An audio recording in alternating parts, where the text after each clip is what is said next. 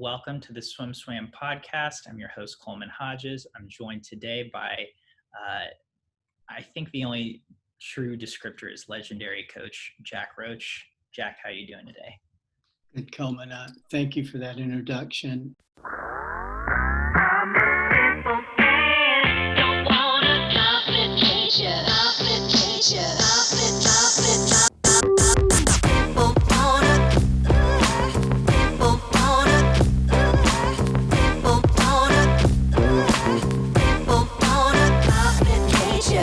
I want you to know that I can't remember the first time I watched you, but I found it very refreshing. And I also found it, I gained knowledge through it and really didn't talk to you until we were in Budapest together by chance, and happened to be in a lobby waiting on some things to happen. And we happened to merge together and enjoyed getting to know you a little bit better, and thank you for what you do in our craft. I really appreciate that, and that's actually where I wanted to start today.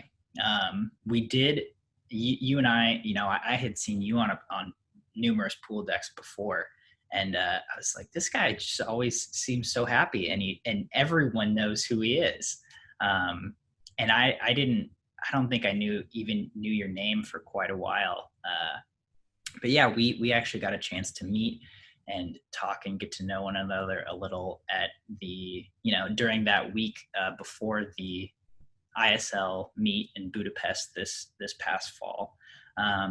So what was your, you've pretty much coached every facet of swimming, and the ISL is kind of something brand new to everyone. So what was, being a coach on deck and getting to kind of see the whole process of the ISL, what were some of your takeaways from something that novel to come to swimming? Yeah, I guess I have different observations. The first one is that having gone to a number of international meets with the United States when they traveled together, I always felt like and obviously there weren't many opportunities for, if any, for the different countries to merge together and have social conversations and get to know each other on a level that allows our community to grow. And I think that's the first thing that I noticed. Different athletes from different countries in the downtime being able to share a meal together or sitting around just talking. And that can't be anything but healthy for anything that you're involved with. And the competition itself, it was unique and it was exciting. You're running through all of these different events in 2 hours, and it gives people an opportunity to probably address challenges that they might have in their competitive environment at times, and also opportunities to hone what they do well. I honestly, I know that the verdict's still out, but that first year and that first pass, I didn't see a downside to it.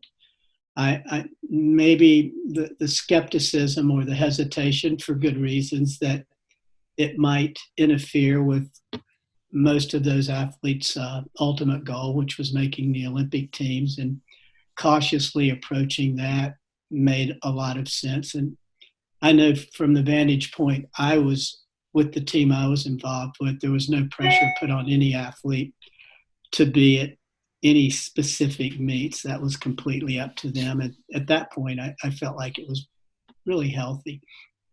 I will say that the athletes from the different countries might have had a little bit more growth beneficially than the U.S. because they've never been a part of a small team as in a college environment.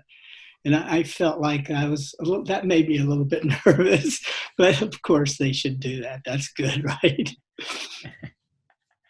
Was there any international swimmers that you did get to know a little better that you had never met before, but you had heard of, you knew of through their swimming? Yeah, I'm pretty I'm pretty aggressive I hope in a positive way when it comes to being on a pool deck with athletes. And most of those athletes I knew by name, and we had conversations before. I really enjoy walking into an environment that's not part of the U.S.'s and talking. If there's a coach there that I know, and I start to ask about an athlete, and then introducing myself to that athlete. I have this philosophy that there are only two things that shape our lives, and it's people and events. And when I see someone that I feel like, golly, they're unique and they have this quality that I would like more of myself. I maybe I take advantage of my age. I'm not sure, but I don't hesitate to go up and talk to them about what's their life like and who influenced their lives. And you go back to their mom and dad, and it just it seems to open up pretty comfortable conversations. And I hope that they know it's as sincere as I mean it to be. Yeah. Well, I mean, and it seems like from my perspective, you've been doing that throughout your entire career. You have been opening doors and bringing athletes together to kind of help bridge, because I think in athletics generally, a lot of times what can happen is that you have a rival or a competitor and you don't know them as a person. You just know them as a athlete, and then you start to build their persona or what you think they're like without actually getting to know them as a person. And to me, it seems like you have been trying to bridge that gap and get to know people and help people get to know other people throughout your career. I would like to believe that I recognize that as being my purpose in life. And certainly when I was named the national junior team director, it was quickly obvious to me that if I could introduce a Missy Franklin to a Natalie or a Dana, I mean, it just became so obvious that back to people and events, right? You expose them to people that they look up to, and those people become friends. And there's more developed than just the sport of swimming in that respect. It's like values and character. And yeah, so I do believe that I found that to be my main responsibility and something that I enjoy doing anyway. And the other part of that is being involved with the coach, working with an athlete that may find themselves somewhat isolated or out on an island, and going, well, we talk about their struggles and going, well, I think I know someone that can reach out to you and help you out, and making those connections. And yeah, that was very fun, and it was also rewarding. So you didn't even miss a beat. That was my next stepping stone was, not only were you the national junior team director, but from what I've read, and you can maybe set the record straight, but you helped create at least the national junior team. Yeah, that was certainly a Mark Schubert and probably Lindsay Mantenko thought process before I was hired, that they felt there were national junior team programs, but there wasn't much attention or effort put into it for whatever reason. Maybe that was part of the evolution of USA Swimming, but FINA wasn't really too involved in it. They would have one meet a year, and it was in December, so it had no real value whatsoever. And the junior Pan Packs were going on, and they were every other year, and they were during the summer, and they were good. But to qualify for the national junior team before I got there, you had to make a certain times, never took a full team. And when Mark hired me, and he allowed me to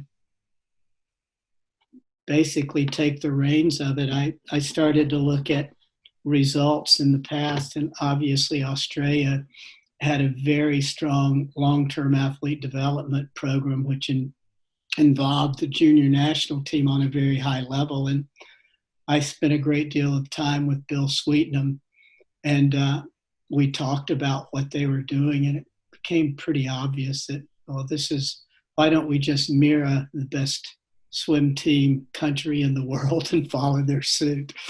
And so that's ultimately what happened. And then with Mark's involvement in FINA, and certainly his involvement with competition on a world level, we were able to get FINA to start the Junior World Championships on off years in the summer, at the end of the summer. So it would be a championship meet, and get the Junior Pan Pacs to switch the years that they were doing it.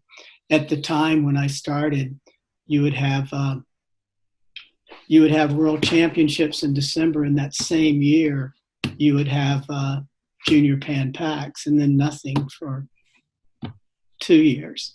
And I think the Junior Worlds were only every 4 years. I'm not sure, but I'm pretty sure. I think they were. And so getting those dates changed, and then all of a sudden, like that created some excitement. You know, all of a sudden there was a big championship meet to go to on a world level for someone that was under the age of 18 or 18 and under. Yeah, I mean, I think it seems like it has evolved into a really great thing.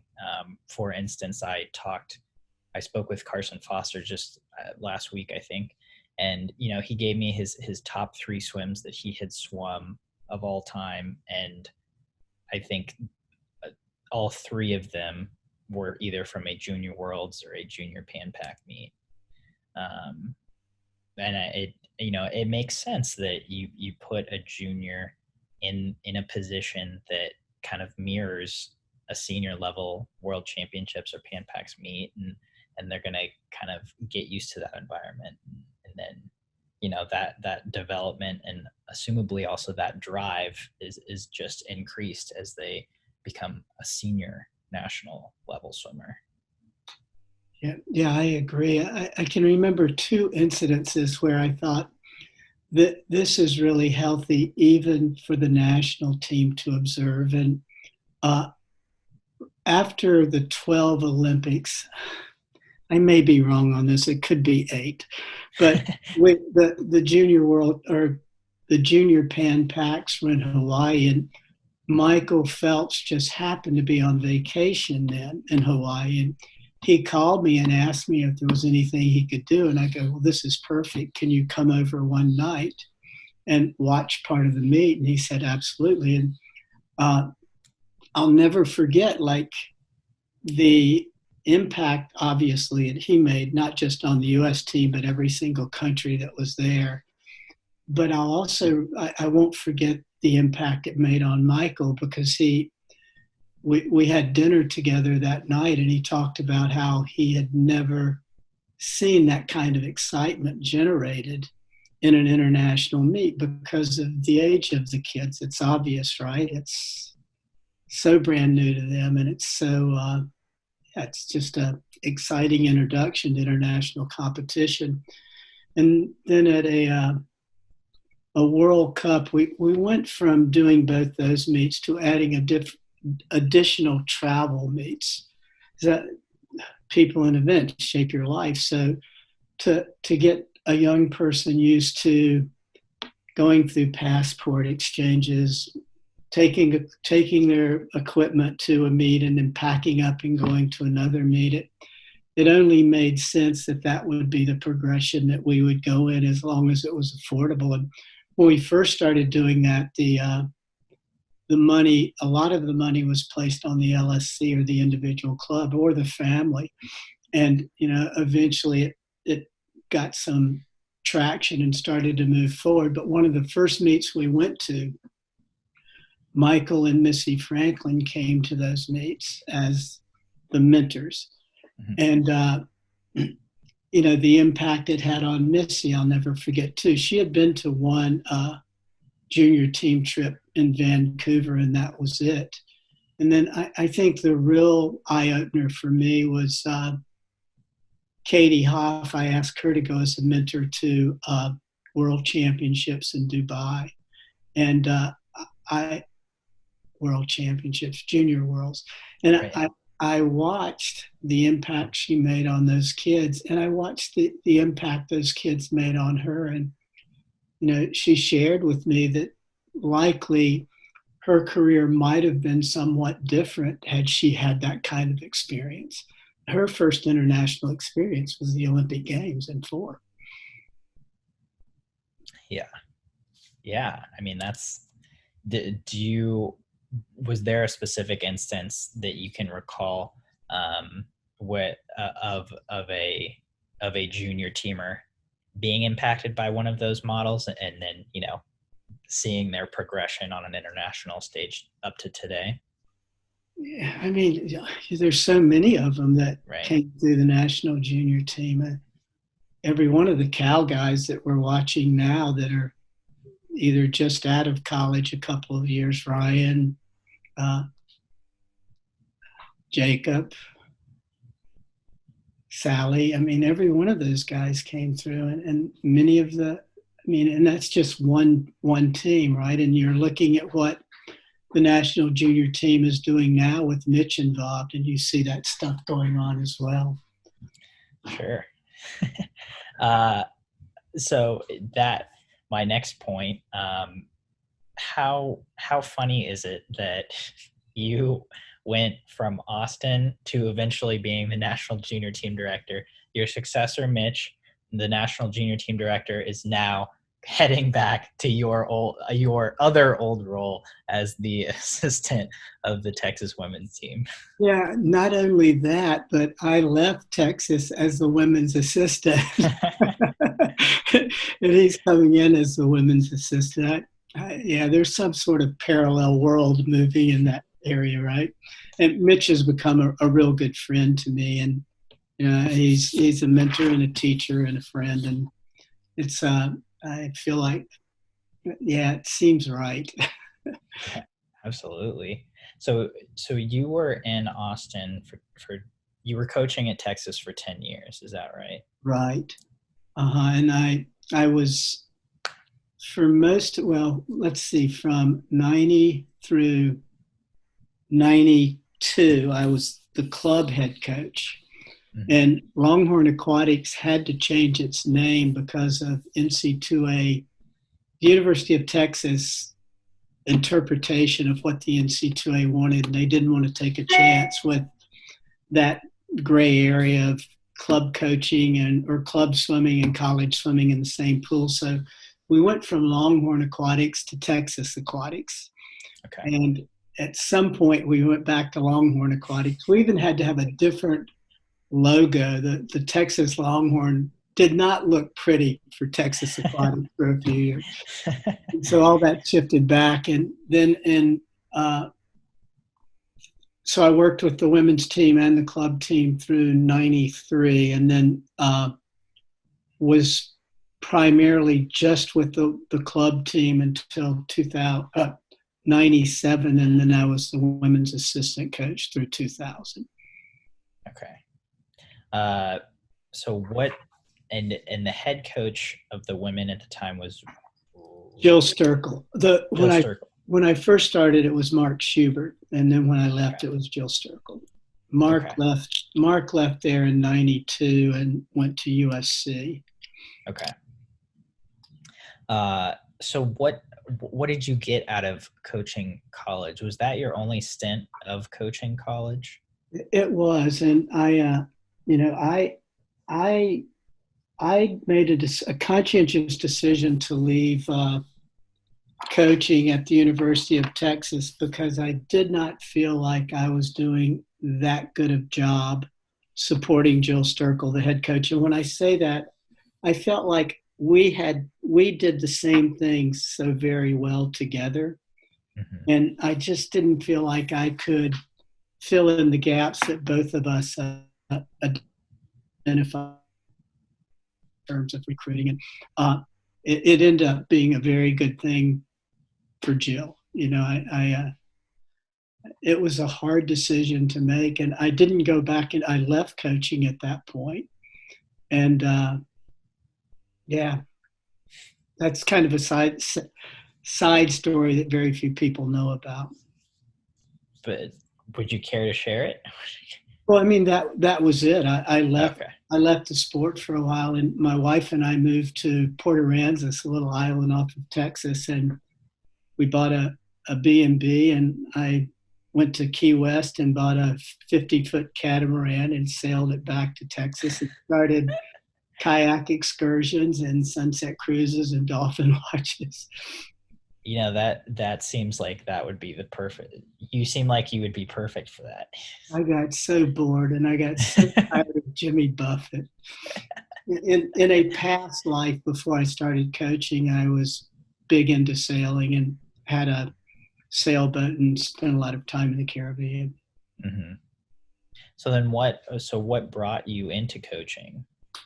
Yeah, I always knew I was going to coach, and I did more than just swim through a younger age through high school, but I started swimming and I would always go back to swimming. I wrestled and I ran track. And my swim coaches were a very big influence on who I am and what I viewed my life to be in the future. And I wasn't in a hurry to get there, but I knew at some point I was going to coach, and it was going to be swimming. And what was your first coaching job like? Yeah, well, my first coaching job was with a man named Bob Osley, and Bob was the head coach of Fort Lauderdale swim team at the time. He coached people like Andy Cohen, who set a world record at 18 in the 100 freestyle. And the Hall of Fame pool had offices attached to it, and the Fort Lauderdale Beach Patrol was one of the offices there. And I moved to South Florida post-Vietnam and got a job lifeguarding on the beach and went to Florida Atlantic University. And while I was doing that, I would go in, and I was always interested in what was going on at the Hall of Fame pool, and I would go watch competition. I'd go in early and watch practices, and Bob and I got to know each other, and he gave me my first part-time job as a swim coach with Fort Lauderdale swim team. So how long were you there? It was off and on. At the time, I was trying to save enough money to buy a sailboat, and I was living in a Volkswagen camper in the Hall of Fame parking lot to save money. And I did that probably off and on for, I would travel during the summer. Normally I would go down to Mexico and I would come back and lifeguard and go back to school and save more money. And, I did that off and on for a good 5 years. That sounds like the life. Good and bad, right? Volkswagen camper can get pretty small. That's true. That's so cool. So you've lived in a lot of places. What would you say you have a favorite, or what would be a favorite thing about any of the number of places you've lived? Yeah, it all goes back to the people. Austin, Texas I grew up in North Carolina, but right after the military, I did move to South Florida, and I moved to Fort Lauderdale when the population was 30,000. And the ocean was just so beautiful, and there were no crowds at all. And, I was really into the water, and I bought a catamaran, and I was sailing that offshore. Sometimes I would go to the Bahamas in that with another guy who had one. And I absolutely loved that lifestyle, and I loved Fort Lauderdale. As time went on, it got very crowded, and I went from lifeguarding, and after I returned from sailing, that's when I started to pursue a full-time job coaching, and was hired at Mission Bay in Boca Raton, Florida by Mark Schubert again. And that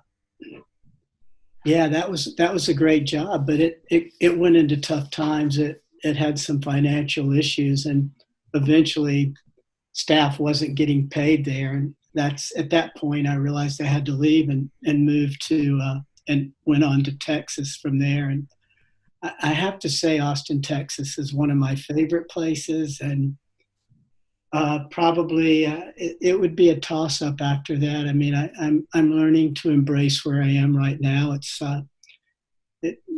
about people, and being a part of Tide Swimming has become a family and a community to me here now too. And reconnecting with the ocean. I have a couple of boats and some surfboards, and yeah, that's been fun.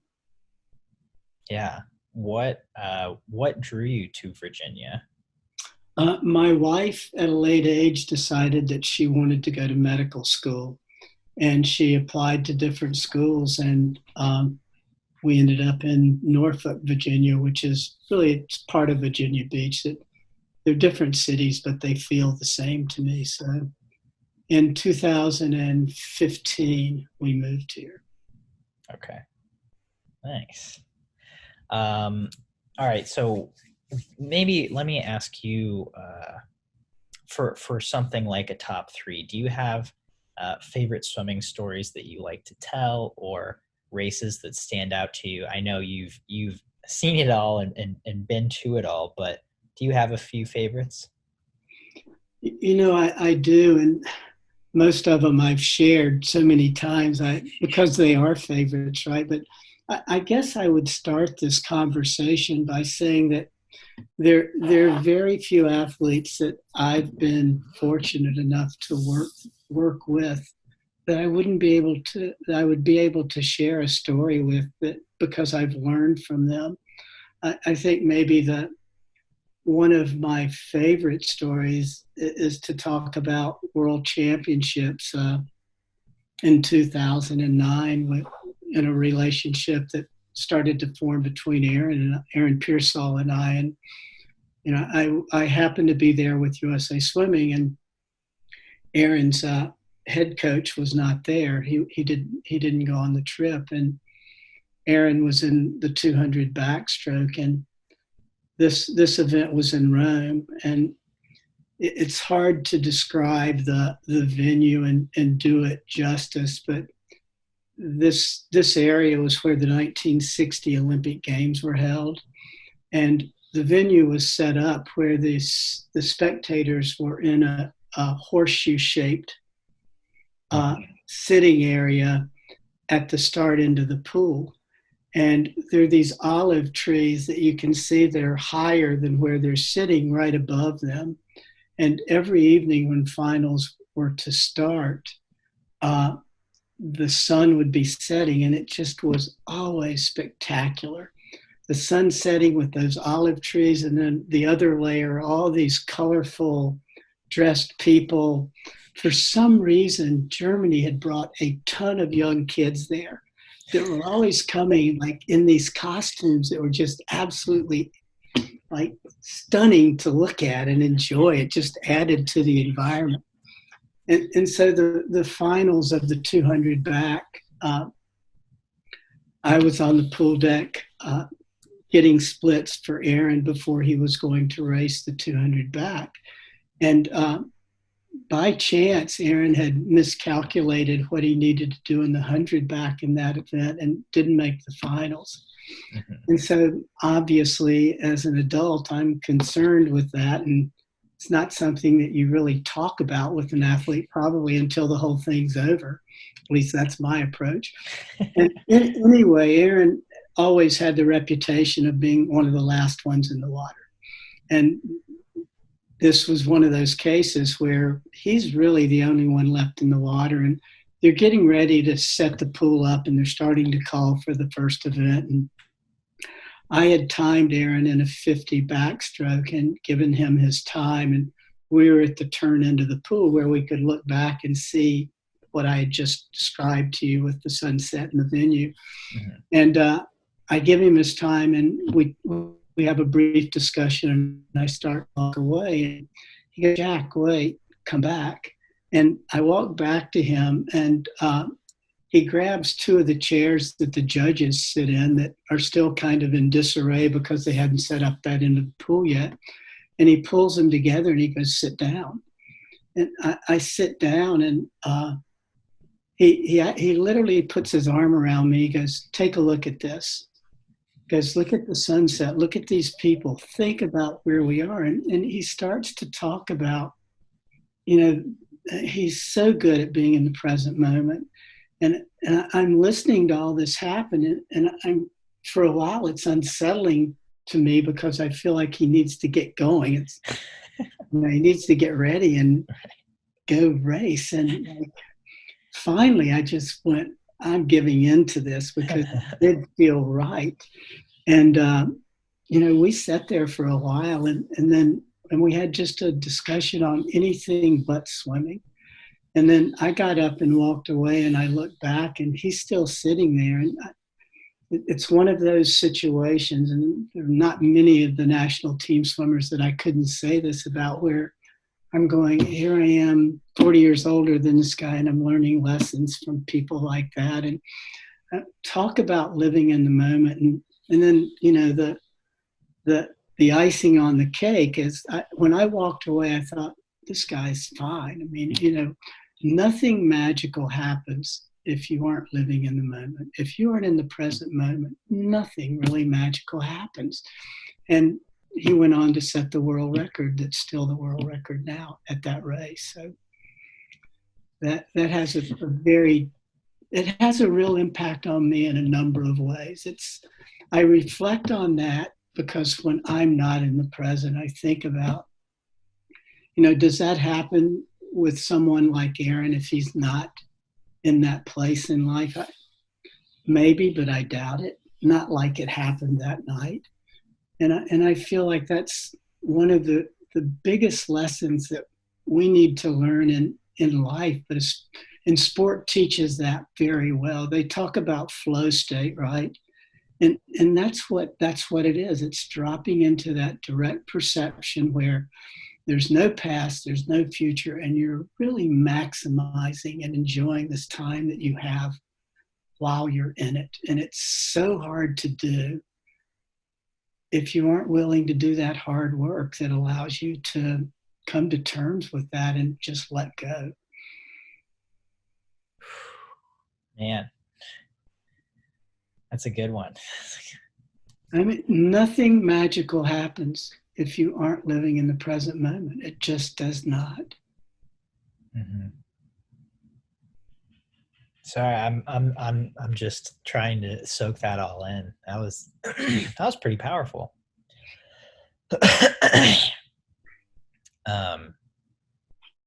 Whew. Yeah, that's a good one. So that, you know, yeah, you talked about a world championships, but I believe you've been, you know, behind the scenes of the last 3 Olympics for Team USA in one respect or another. And, you know, from 2008 through 16, I went to every single international competition, even when there were 2 going on a week from each other. And that, what a great learning experience for me. I had the opportunity to not be as emotionally involved as a personal coach.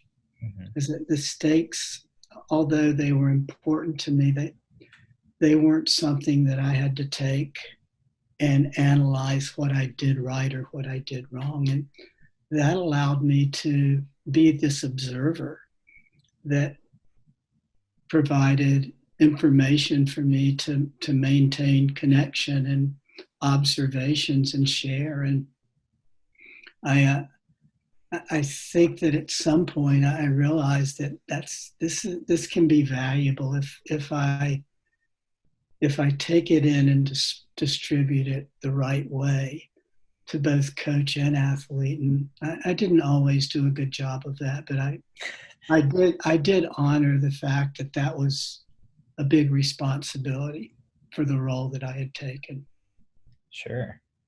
And so, you know, I feel like I have been in a similar situation on a much smaller scale. You know, there were a few times when, as a club coach, you know, I have been in a meet with the senior level athletes that I didn't personally coach, but I've I knew personally, I've assisted with. And so, and, if, for example, if an athlete comes up to you and they're kind of freaking out or nervous or panicking before a race, I always, it was kind of an interior struggle for me to give them advice, because it's like, well, what if I tell them this thing and then that's not what their coach would have said, and then they go swim a terrible race, or something similar. Have you ever? I'm sure you encountered so many situations like that. Yes, and sometimes I probably didn't handle it right, but somewhere along the line, I realized that I cannot, and even on any level, I cannot provide any information to a young person that they don't already possess. And I truly believe that if there's a community surrounding them that allows them to fail safely and come back and figure it out on their own. And so I started to have discussions with athletes by asking them questions that I thought might help them answer that they already had. And in most of my discussions, as I became a little bit more, I guess, as I evolved in my position as really a consultant more than anything else, was how can I help them ask the questions that they already have and maybe they don't even know how to ask yet. And then I felt like I couldn't go wrong. I truly believe when you get out of the water, there's only two questions as an athlete you need to ask yourself if you didn't succeed at something. And one was, I unable to do it? And the other was, am I unwilling to do it? And when you can kind of drill into those two, then you start to understand the struggles that athlete might have. Could you break those two questions down a little more? Yeah, I think that I can. At least in my observation, if you're unable to do something, then that's a discussion that you can have with your coach on what maybe could have been done differently physically to approach that race at that time. And maybe it's exactly what the coach thought would happen. I think that, like, I often look at, like, correcting stroke or talking to someone about a strategy in a race that they continue to make the same mistake in over and over again is sort of like a commercial. Like, how many times does someone have to watch a commercial before they go out and buy the product, right? It's all of a sudden it might connect. So that's, to me, that's the unable part.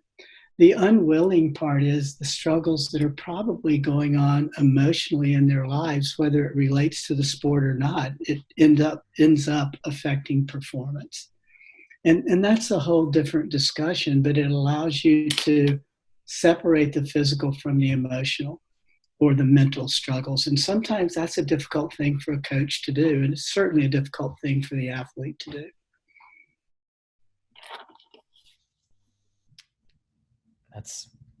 So two questions. I think that I've narrowed it down to that. I used to talk about fear, and it's the business terms, fail forward, fail fast, fail frequently were terms that I used to use a lot early on. And, you don't really test your limits until you fail. And then you learn how to walk out on that ledge and let some pebbles fall, but you don't fall off yourself. And then you probably reach your full potential at that point. But I don't think that that's the best way to approach someone who does fail. You have to come up with discussions that, like, allow that young person to, I almost think about it as like you're hanging from a vine in a tree, and you know that you need to, if you want to go in a certain direction, maybe that vine was okay for a while, but you're going to have to go to a different vine, and that other vine may look a little bit scarier to you, but it's a quicker path to where you're trying to go, even though it's more of a challenge. And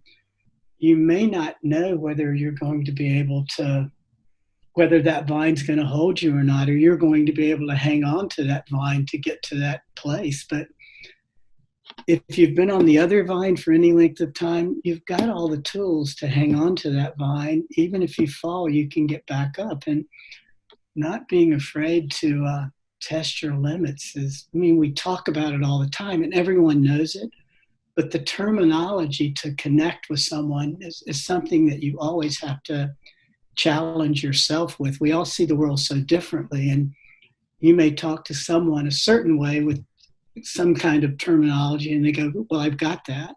And you may have that same conversation with someone else and use the same terminology and they don't get it.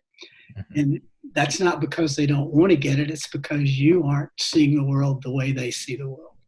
So how do I readdress it? And I feel like I am always working at finding a different way to approach a question. Yeah. I want to be respectful of your time. But could you give me one more story about that method that of when you thought that was successful? When you talked an athlete through a failure and they kind of came out on the other side of it.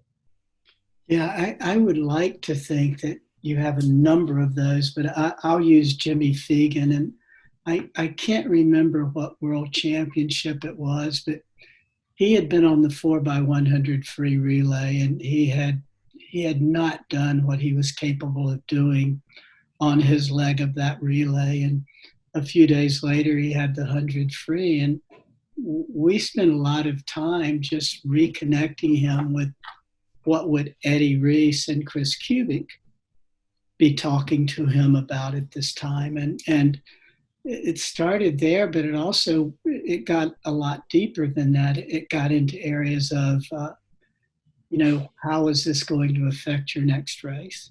And we kept going back to one situation when it doesn't go right. If you can let that go, and once again, if you can stay in the moment and enjoy what you're doing, the results are going to be the best they are regardless of what happens. And Jimmy ended up getting second in the 100 free and did a best time. And I certainly wasn't responsible for that, but that was a situation that really stands out in my mind of it, like Jimmy figured it out. He was able to let go and set himself up to be in a situation where he could race and it's so hard when you have one bad race at a meet to walk away from that. And that's mental toughness. It's what's the next best thing when everything's going wrong. You can have those discussions with Eddie and Chris much later, but what's the next best thing now? And that might not work either, but let go and what's the next best thing? That's mental toughness. And certainly the athletes that go to those meets understand mental toughness. That was the 2013 World Championships. Thank you. Yeah. I was in Barcelona, right? Yes. I knew where it was. I remember that,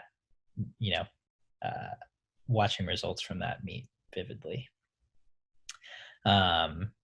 Well, Jack, I think I know I've certainly learned a lot from this past 45 or so minutes, but thank you so much for your time and your insight on our sport.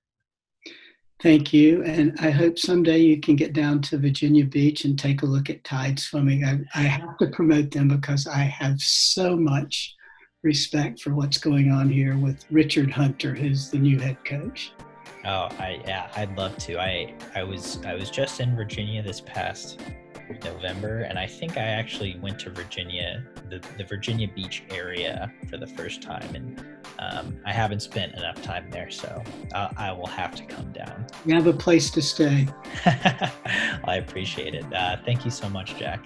That comment. It's good to see you, and be well.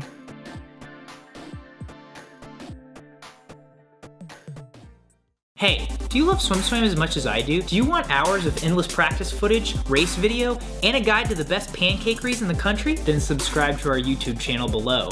And follow us on social media at SwimSwam News on Twitter and Instagram. If we get 1 million followers, I might just eat 1 million pancakes. Only one way to find out.